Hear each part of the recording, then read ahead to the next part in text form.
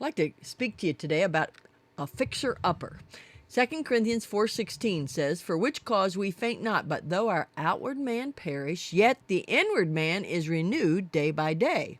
And of course, a fixer-upper, I know that there's shows out, may even be a show called Fixer-Upper, but there's shows on, reality TV shows, where I know there's two brothers that fix up places and then sell them. And then I think there's a lady in Texas that does it. And I've heard about these people. I am not acquainted with them because I don't watch that stuff, because I'm not interested in knowing how somebody fixes up something, because I live in a motorhome.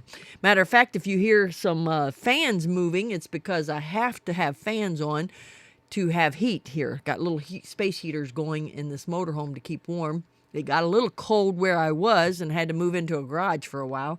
There's nothing like living in a garage. For those of you that done it, you understand what I'm talking about. But anyway, a fixer-upper. Whenever I don't think we should get discouraged when we're working on ourselves. I guess that's what I'm trying to say, because it's you got to be glad that you're working on yourself. You ought to be patting yourself on the back because you're trying to be better for Christ.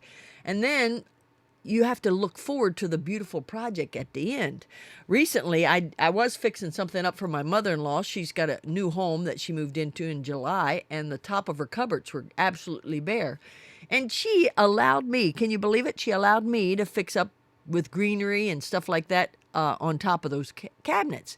And I had so much fun picking out pots and putting greenery together, and I going to Hobby Lobby and Walmart and looking online, and it was fun.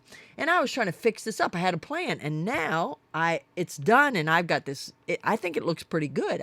Pretty neat. It's got signs up there and everything else. It's just real decorative. But the end of the project was wonderful. And see, that's what I'm doing with myself this year.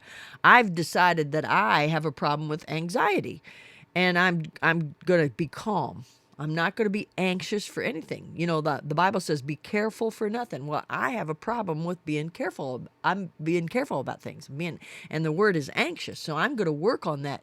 Now, does that mean that I'm ever going to finish it and I'm going to be perfect and not have the problem of being an anxious person? I doubt that in this side of heaven that I'll ever overcome it, but I'm going to keep working on it. And that's what we can look forward to when we are renewing the inward man. See, 2 Corinthians 5:7 says, "Wherefore we labor that whether present or absent, we may be accepted of him." Do you know that accepted means well-pleasing? That's what our whole goal is in fixing up ourselves and working on our insides, renewing ourselves on a daily basis, reading our Bible and praying and all that, is we're trying to be well-pleasing to God. Now, you know what's neat about our God is he's easily pleased. He doesn't have a lot of high expectations because he knows we're dust.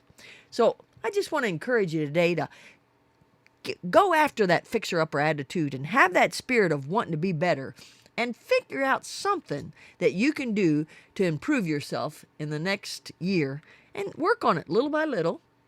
And boy, won't you be surprised at the end of the year how well it goes. I know I was last year on the things I was working on. Did I ever overcome it? Believe me, I didn't. But I'm still working on it because I am still part of that fixer-upper mentality.